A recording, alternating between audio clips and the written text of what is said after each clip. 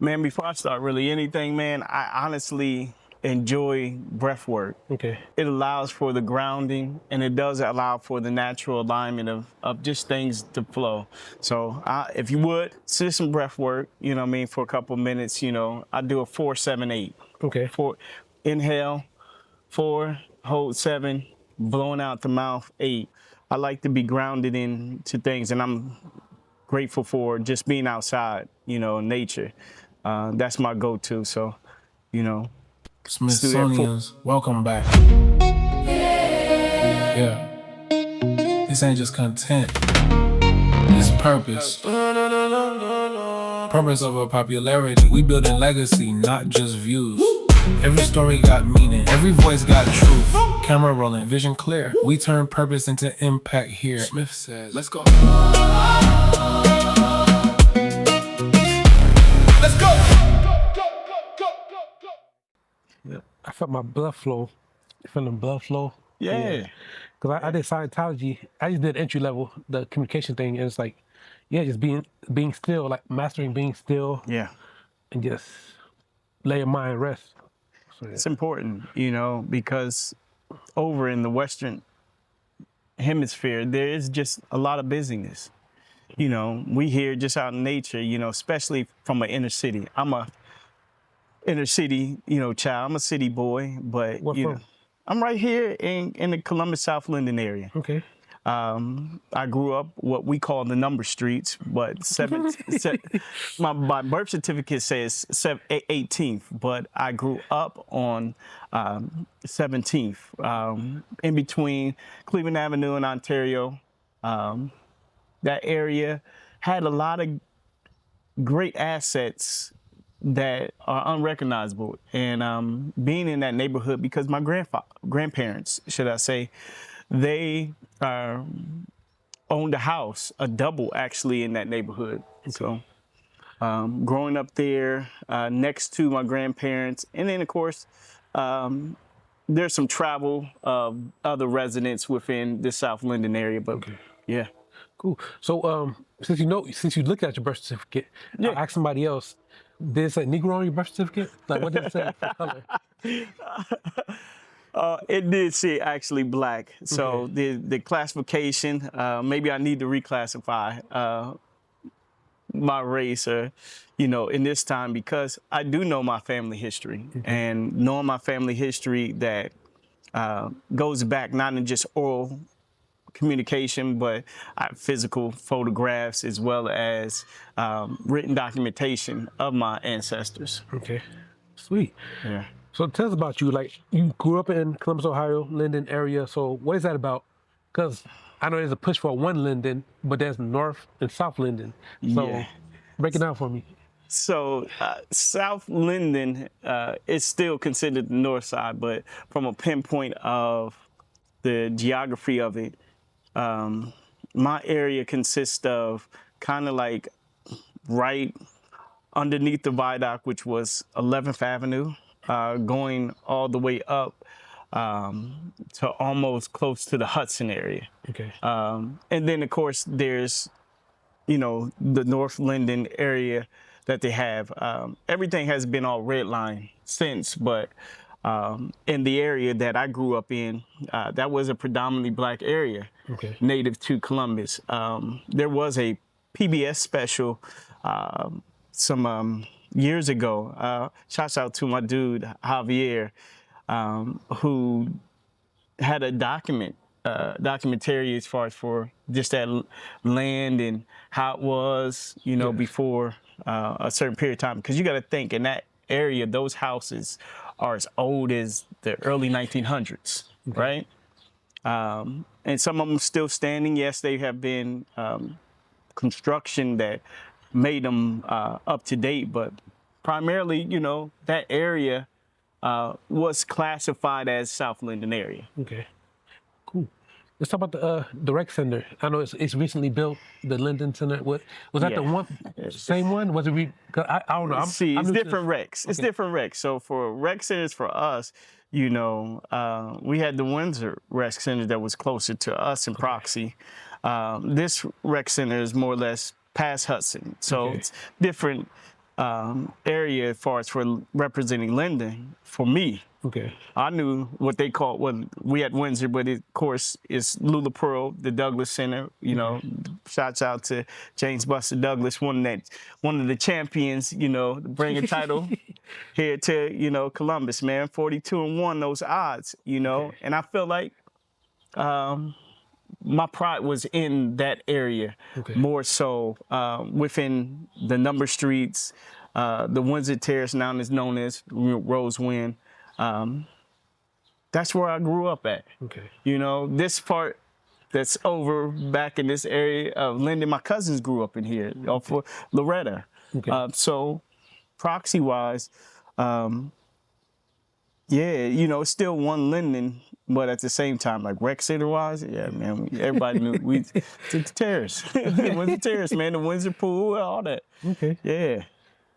All right, sweet. Ooh, talk to us. Yeah. Mr.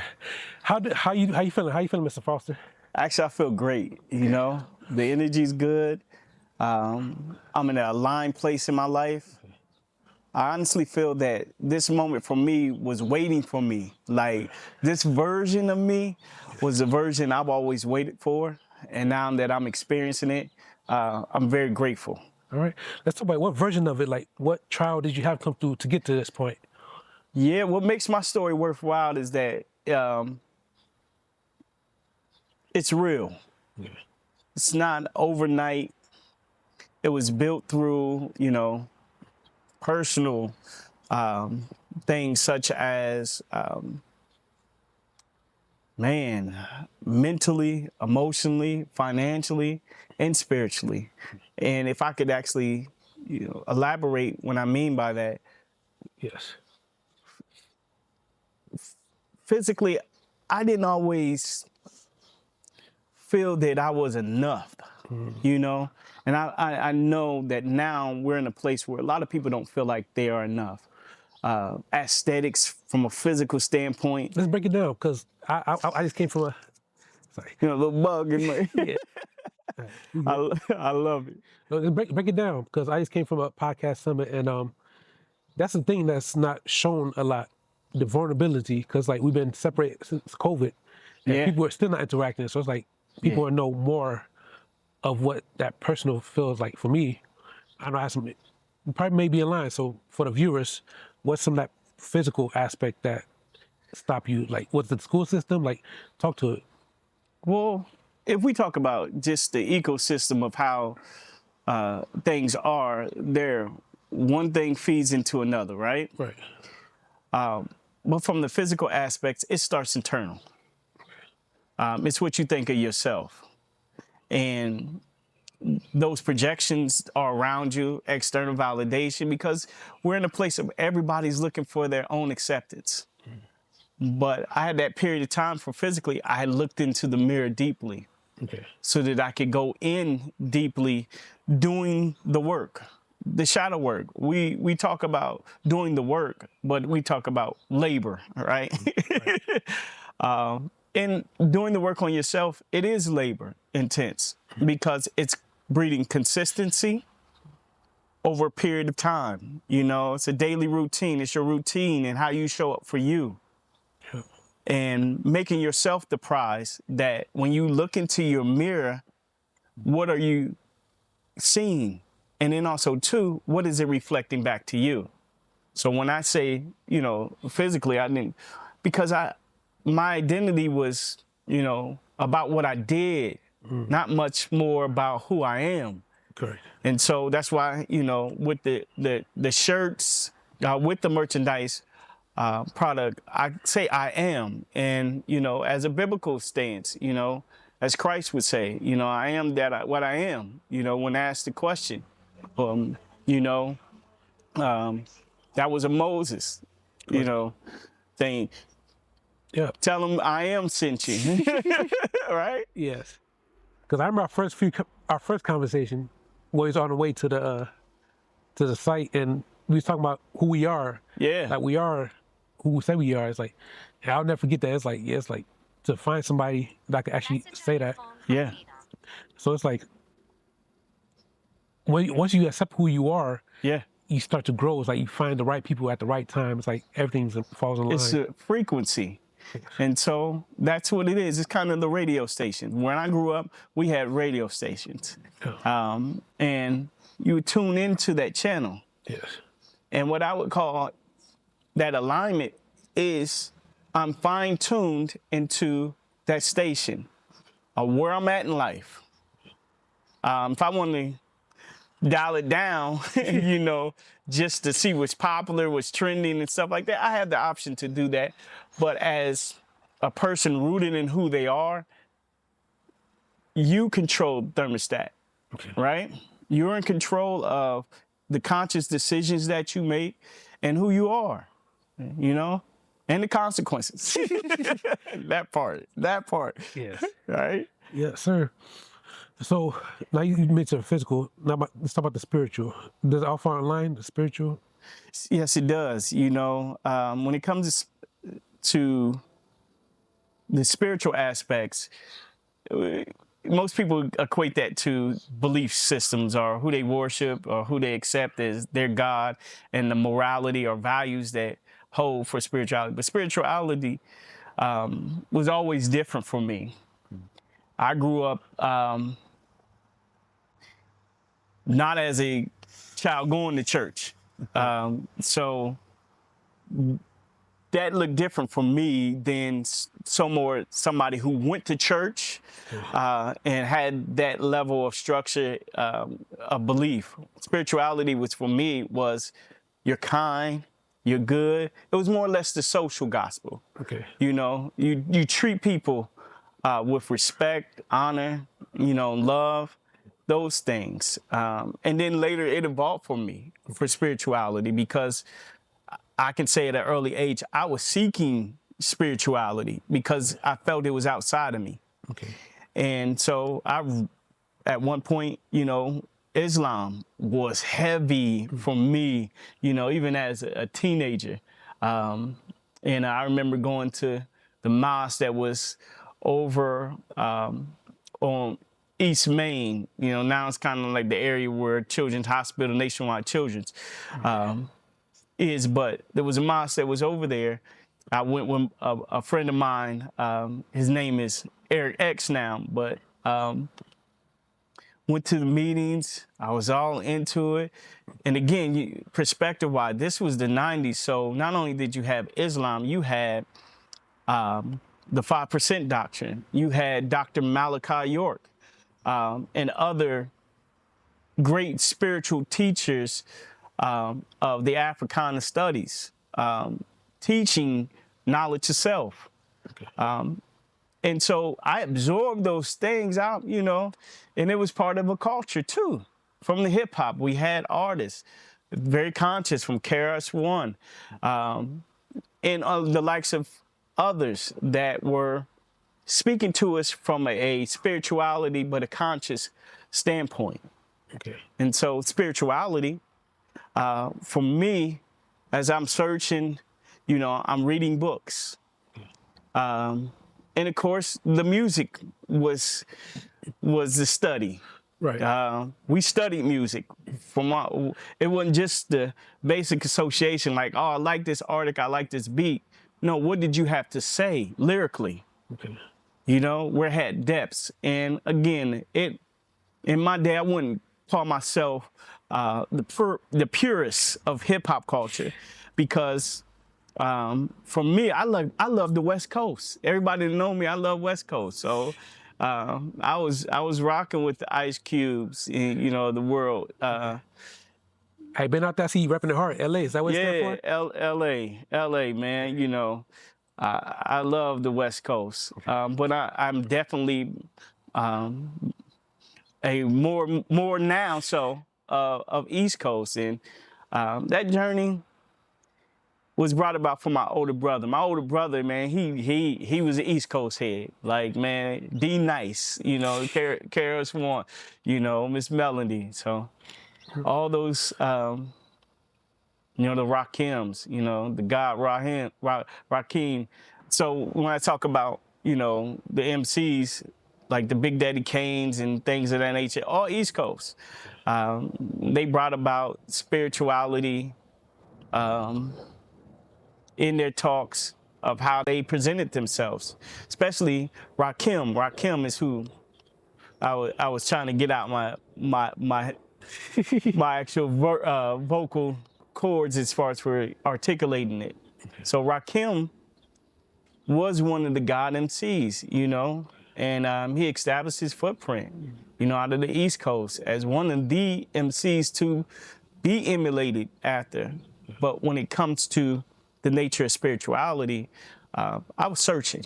I was hard searching to not just be validated, but it was that reference point of who am I? Why am I here? What's my purpose? And finding value or the meaning in life, you know. Okay. So talk about it. So was it just the mosque that you went to? Like, you say you didn't grow up in the church. Like, did your parents grow in church? Like, No, you know, from my age about 5 or 6, my parents had separated and divorced. So as a single parent, you know, my mom, no, we didn't go to church, but, you know, the very essence of spirituality is just not by going to a place of worship, to worship, should I say. It was, you know, we prayed meals and, you know, and know how to say our prayers, you know, mornings, nights, as it would have you, just as formality. But it wasn't in me when I talk about that spirituality as far as for routine, the discipline of it. None of those things were visible for me. Okay. Now, I grew up from a large family, though. So there was family members that were in church, you know, and pastors, you know. As I've told people before, like, yeah, I got 44 cousins. I got 11 aunt and uncles on my mother's side, you know. And when I speak about my mother's side, that's where I grew up with. My father's side, I became acclimated early and then reacquainted later, and that's a transition because of the state of where my father was during that time. What was your education like? Your education path here in Columbus? Like, did you travel outside of Columbus? Like your teenage years? How was that? Public school system, you know, from grade school up, and of course being a single mom, you know, and making those ends meet. We weren't always in the same area, so having to move to different, you know, places around the city. I went to a couple of different schools. That's probably why I know a lot of people, because I feel like I've been all around Columbus, you know? And as it would have to be like my education, I was a smart kid, but at the same time too, I got bored easily. And like I said, I read books, and not just reading books, but I'm a great observer of taking in information through experience. Okay. And as that would be some of my teachers. Okay. What I observed, right, in the environments on there. I learned a lot of different things that wasn't a formal education. Give us an example. I want to hear some things. I used to snip some viral Let's clips. just say how to make money, right? Okay. You know, let's just say how to make money. Okay. And survive, because a lot of people were just like me. They were in a place where they were just trying to survive, you know? And that goes in line with spirituality, and that's at that root chakra. It's a place of grounding and survival, okay. Right? Right. So yeah. Right.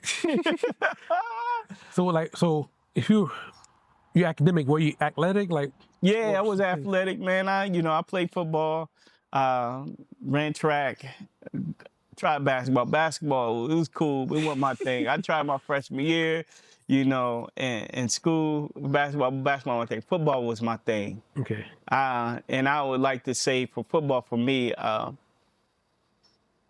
Yeah. I had a different aura when it came to football. I was a headhunter. I like defense. So I like to hit Okay. and very aggressively hit people. And, you know, the athletes and players that play with me, they know just what that was, you know, because it was, for me, I had to take out the aggression somewhere. I was one of those raw individuals. You know, that version of me was a raw individual who had to take what I was observing, experiencing, and breathe. That's when we start with the breath.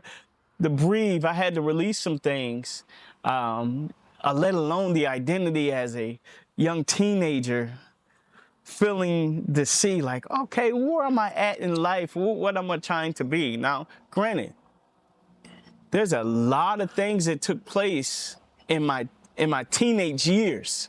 Yes. You know, personal loss, a father, a teenage father. You know,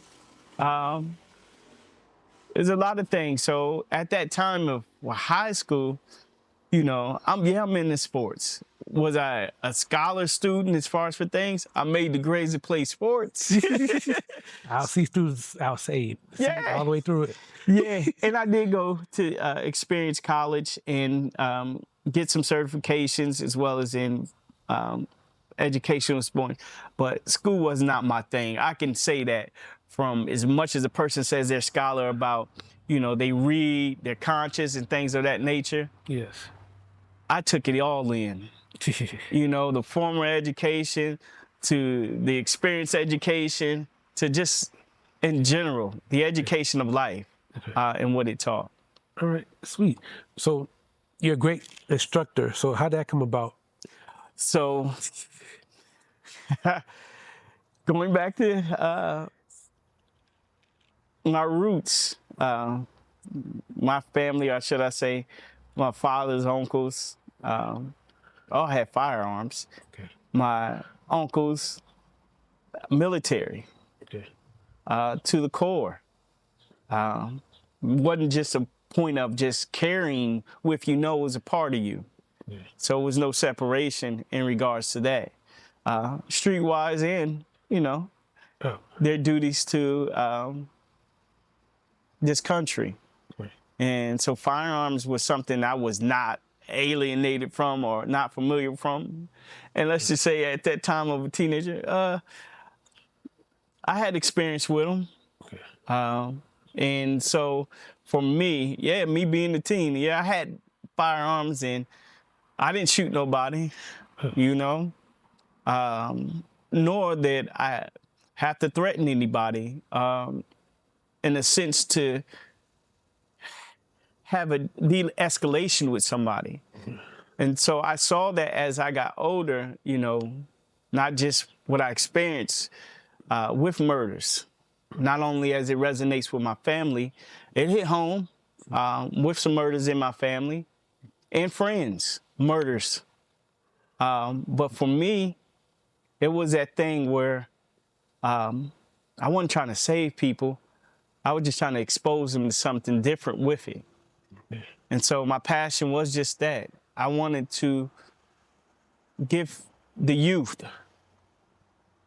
women and men, a different outlook on how they treated firearms with a level of respect, because it is a force, and that force does destroy lives, right? And with it being that, my passion with anything I do, when I'm involved, I'm fully involved in it. And to help people is the greatest gift that we have on earth. When you have a talent to teach, to educate, to coach, and develop any individuals, that's a great asset. Yes. Because, like the thing about it, the instructor part is like you're very mentally strong and coachable. So you're able to coach people that's willing to learn. Oh, absolutely. So I definitely appreciate you coming on the podcast and coming on and telling people about it. Like, because people are fearful of it. Yeah. Not everybody gets to experience it like especially being from inner city, Yeah. it's like it's seen as a negative thing. Yeah. Yes. And so that's one aspect of, the disciplines that I do, because as far as for someone was asked, well, who are you? Well, first, I'm a person of high character, and I'm a man of high value. So I do value my life, and I value others, individuals' life. And that's where this version of me, like I said, it's grateful, because I do understand that. A lot of people haven't come into their version of themselves in the highest loving, caring, kindest way. You know what I mean? So, yeah. All right. So, what the 2.0 of you, like, what was the initiation like? Where did it come about? Like, Ooh. Oh, man. Whew. If I could say death of ego, there's a famous passage that says, many are the ways of the man, but it's God who establishes his heart. And I'm paraphrasing. I don't want to get, taken out, because I do respect cultures, religious sectors when it comes to that. And that's no disclaimer. It's just what it is. But we're constantly hearing these precepts or principles and these words that they do resonate. Right. And so for me, my ego, man, I thought I was the sugar-hungry iced tea in life. And then life happened in many, many different ways, from birth to even this current moment, That initiation brought me to, again, to humble myself. As it was said to me, as we climb, we help rise individuals up. correct. And that's the most important thing for us to understand, is that, you teach as you climb. Because just because you've gotten through that experience doesn't mean that your information or experience is not helpful to other individual who's may be in that situation, coming out of the situation, or going into that situation. Life has that spiraling effect where some loop of it, somebody is going in there in the middle of it, they're coming out of a situation, right? Right. So my question will be, what's your solution to teen takeover? Ice teen takeover, like mafia style things, like what? Man, I love the youth, and I know it's a current topic right now within our city, as far as for that, but it's summertime. I know what I was in the street in summertime. We didn't have no curfew per se, but the difference between time settings. Let me speak from that before I answer your question. Right. The street lights came on. We knew we had to be in the house. With our parents. Okay. That was just something that we knew, man, yeah, we can't get to have fun, but hey, them lights come on, you come in. I think with how things are now, they're not different, but there's more accessibility to information as well as things to do. Yeah. And with these children, they're trying to find things to do. We had rec centers. We had programs. We had mentoring. We had those things too back in my day. But now, like, nobody wants to teach and educate kids. No one wants to spend time and develop with them, let alone babysit them. So when I'll say in short, and not skirting over the issue, my opinion right now is work with the youth. Find out what it is for them to have conflict resolution. Because if they're out and they're doing what they're supposed to, whether mobbing, I don't use labels a lot, because once you define something, you degrade it, right? And I see myself, like I said, the mirror of in other people, and I see myself as a youth. When I was a youth, yeah, you know, I knew what I was doing, and that doesn't justify it for it to being acceptable. It just has empathy Okay. to know that, you know what, when they, you know, okay, what do these kids have? And if they feel threatened that you're taking things away, what does that do? That causes rebellion. Well, Because there's a lack of education and communication there as far as why it's being done, okay. right? And so the conversation needs to be still, okay, what can we do versus somebody dictating what they think should be done or penalizing where things be done. And I'm not speaking against what things have been implemented because they're trying to curb it. But at the same time, too, there's a discussion around the parents around it. All right, well, let's look at the parents. Yeah. All right. Are we looking at all parents? Right? Yes. Are we looking at just certain parents? Because again, now, okay, you're identifying, you're demonizing certain things or putting it into categories. Because there is no template to the all.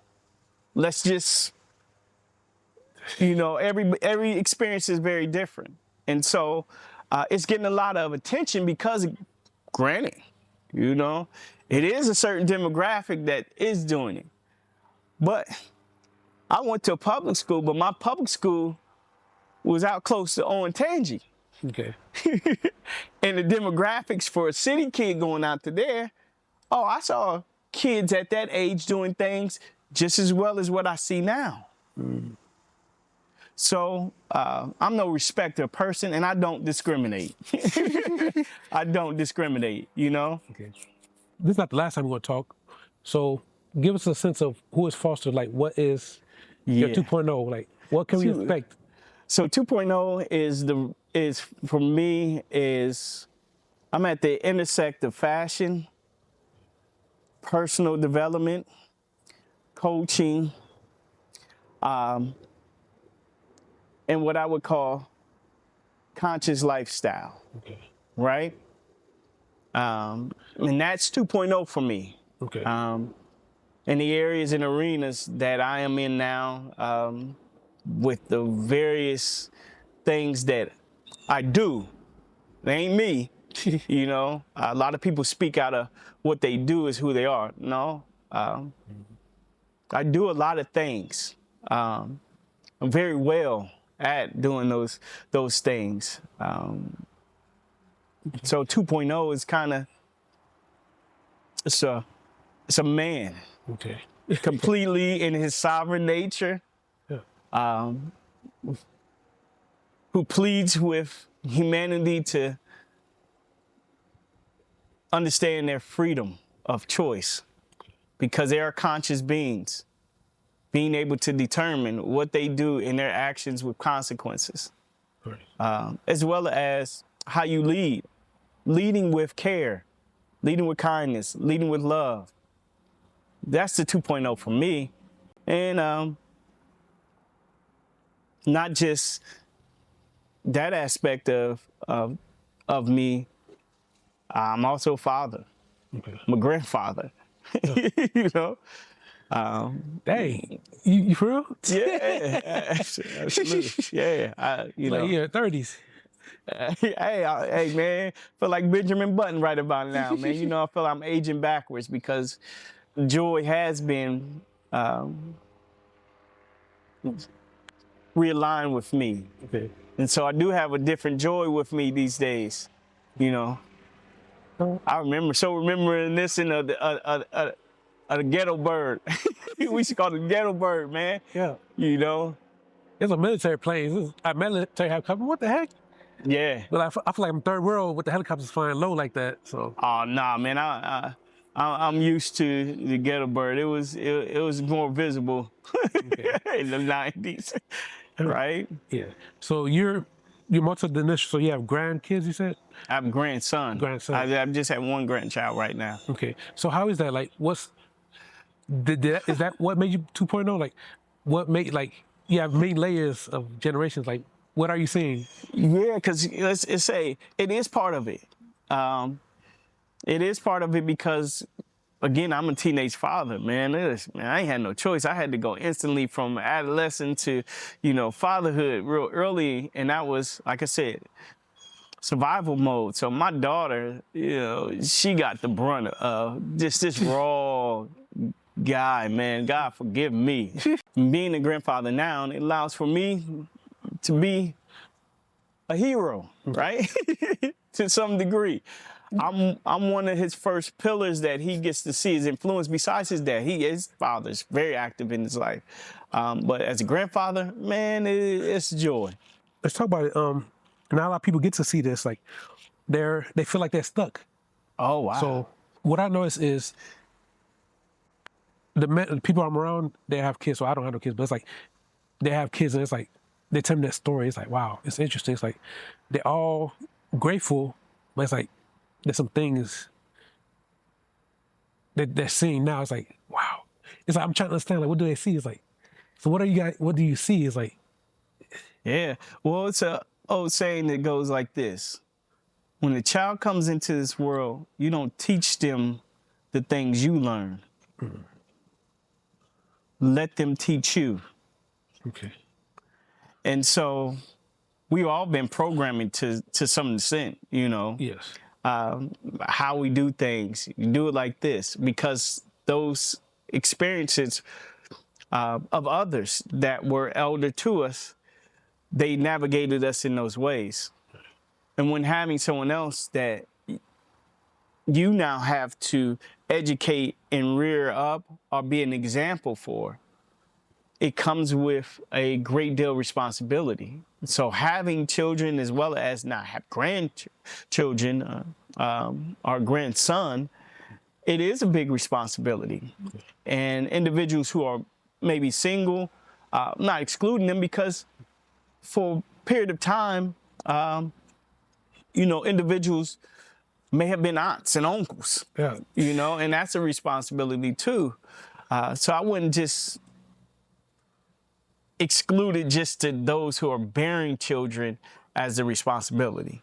okay, There's others that are great aunts and uncles, man. My sister and brother were great aunts, were great aunts and uncles to our children, as well as them with me with their children. I'm a great uncle, aunt. So that responsibility is that it's community. And so the sense of pride in your community transcends you. And so as much as we talk about self, we also have to recognize our tribe and our community that is impacted by decisions we do, whether we want to be the role model or that figure in their life or not. It's still evident that we impact them.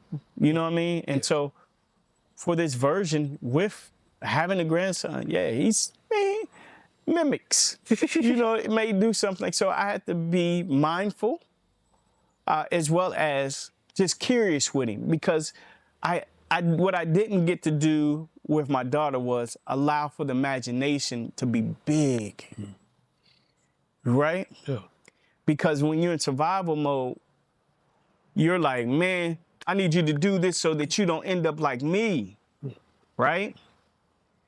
And so with having a grandson, now imagination is big. I get to play, I get to have fun. I'm, those phases where you're watching Mickey Mouse, like, oh, Toodles, the tools, and he's in the monster trucks. And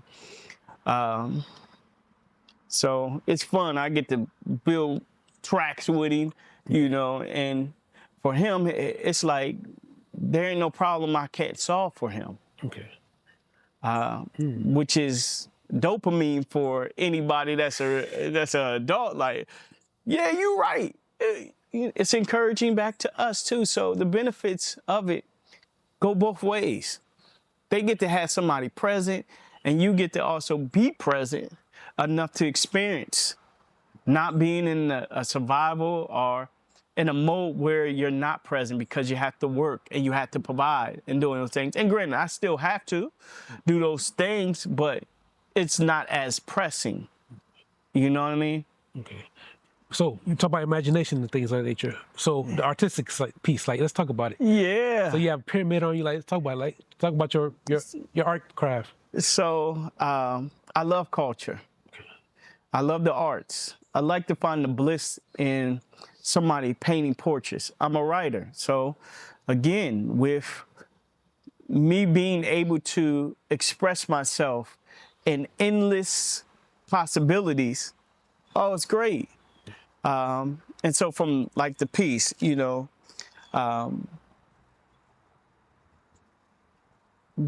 these are aesthetics, but at the same time too, they are strength because it gives me my identity of who I am.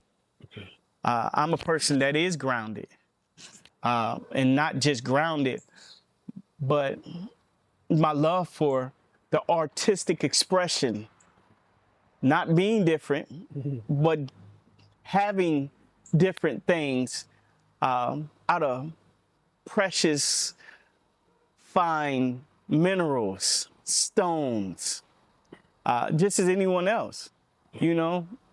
And if I would go even deeper on that line, I would just say music.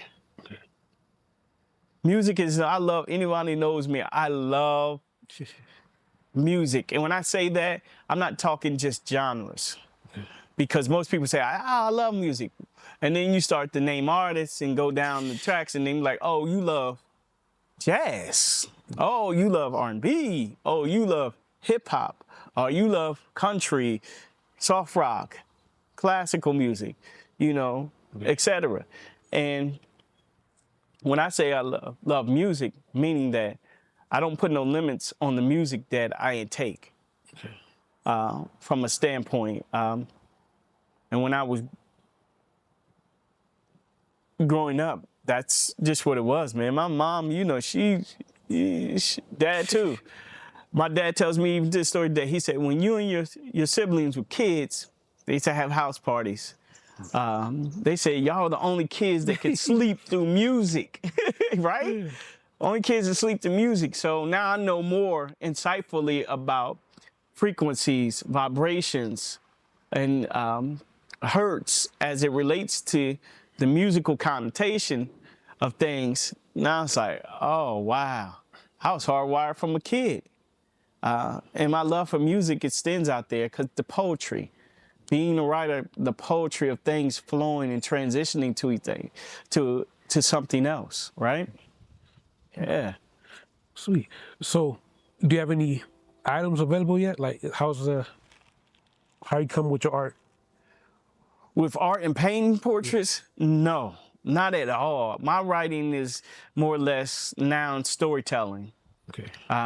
Through writings, as well as through illustrating through fashion, telling stories. And if anyone's on like my social page, I am telling stories. What is your social page? How can people find you? Well, for my personal page, it's Foster_Ohio.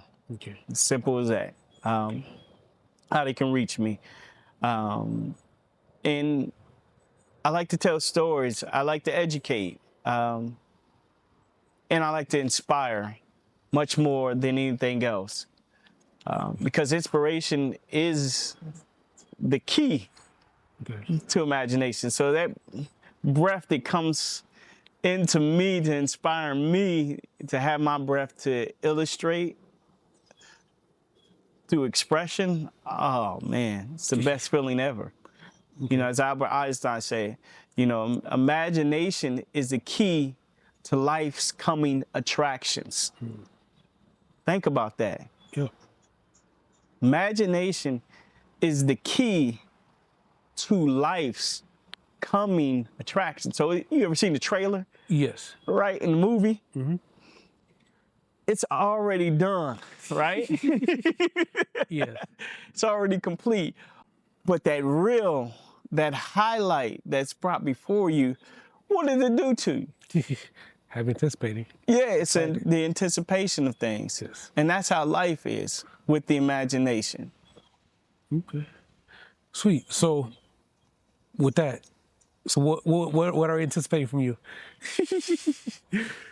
Books. Okay. Books.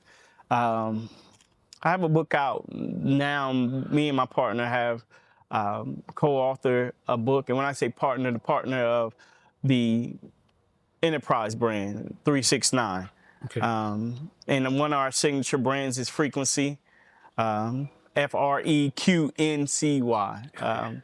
Of course, it wasn't just trying to be unique with the name. I mean, somebody already literally had probably frequency, right? Nobody thinks about that. We weren't just trying to be different with the naming of things, but conveying foundational what it means for frequencies. It's a signal, sending. And if I'm a place of educating, how do I get to my audience or be visible for them? You know, like ham radio. you know, I'm sending out. I'm on this channel. I'm on channel da da da. You know, anybody out there, right? It says my station is that. So that platform for the enterprise is just that. And we talk through different things from lifestyle to health to wellness to wealth, beyond just what people see now just as fashion. Okay. And the storytelling that we are able to craft and narrate before people is just that you feel it in the fabrics for the clothing, or you feel it in the way of the communication that we talk about, you know, the survival guide and how the world is accelerated than the collapse of old societies. Okay. Sweet. So, this is the Purpose Over Popularity podcast, and my question for you is, what does purpose over popularity mean? There's no perfect answer, right? And when there's no perfect answer, popularity, people can have popularity and have no purpose at all, right? I mean, like you know, think about it. You know, being in an electoral process, you know, people can win the popular vote, right? You know, there's popular artists and entertainers of our time. They have their purpose, but I feel for me, because you asked it uniquely, for me,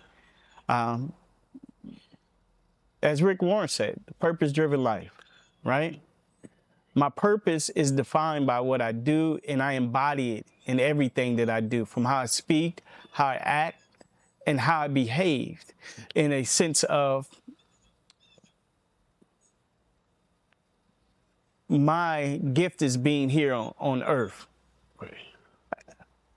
I'm living purpose-driven, and my purpose is to, like I said, rebuild with people that are rebuilding their life, aligning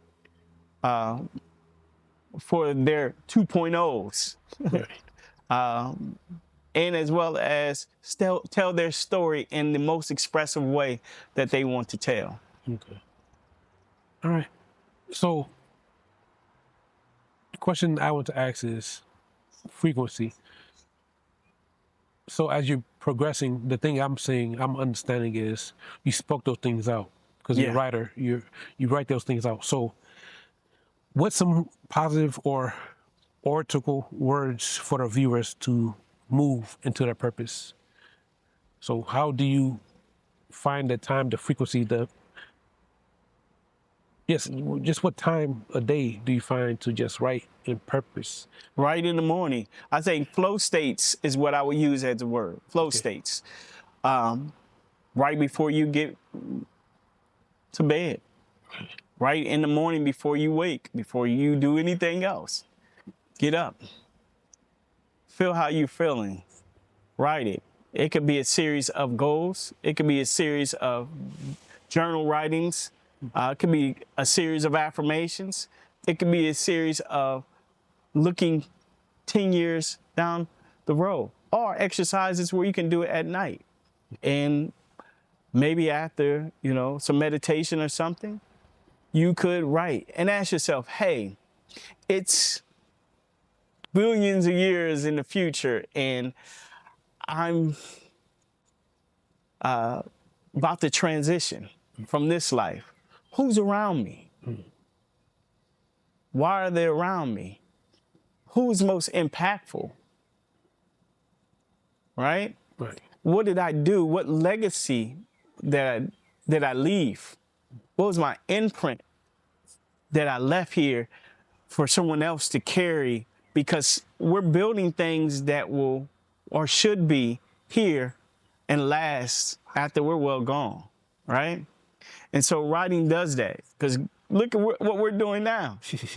We're still living off the narratives of writings that 2,000 years ago, beyond, and on and so forth. And again, you know, time is the construct that it's subjective to where you're at in the world, because we know some writings are beyond 5,000 years, you know, Right. it's 10,000 beyond. You know, you think about, you know, ancient things, you know, Sanskrit, you know, Arabic, Hebrew, you know, and on. So those levels of writing that before it came to be about an English language, you know, writing as the word write would be in the foundational etymology of the word write. It comes from the word scribi, Okay. and it's a Latin word in which, guess what? Writing comes from that, and scripture comes from that. One is just writing. One is an authoritative thing, but they are from the same root word in Latin. So think about the depths of words and power and their etymology and origin, that when it got to Latin, it became script, Okay. right? Yes. So I would say powerful to listeners, you know, that's leading that. What is your script? Because you're following some script. And if you're not narrating it, who is, right? And you got to ask yourself that question more deeply to say, okay, well, if I'm not writing my script, and as we hear people say all the time, Matrix, and we're in the simulation. No, you in the simulation. You're in the simulation, you know? And okay, you may not be in the simulation. You may be the controller of the video game, right? Virtual reality. You know, you're on one of those black screens, right? Oh, no, maybe you're the developer or the coder behind the software. But the creation should come from a conscious standpoint. Right. And if we are conscious beings that's in awareness, then we have to discern where we're at in that script, right? Right. All right. So, hey, we talking this out. We'll do this. What's something that I missed that I should act? It's free space for you to. Well, one, what I'm doing now, like I said, currently, it's with the actual brand, the brand Freqncy 36nyne. And right now, you know, we have our summer merch as well as preparing for our fall merch drops. We have books and doing that now, as well as I'm still doing tactical classes, more private than they were public. So I do more or less for groups and individuals. It's this time in the season where my dedication to it requires for me to do more personal training with individuals. Okay. That's what I've learned through the course of things, is that those who want personal development, they work on it. Okay. And they constantly stay in it, versus people showing up to get a CCW, you know, they pop in once.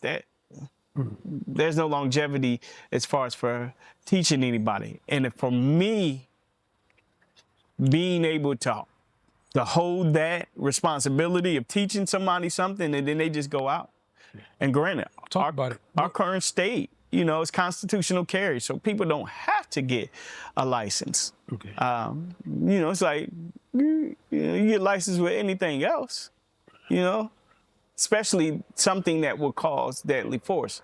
Am I for it, against it?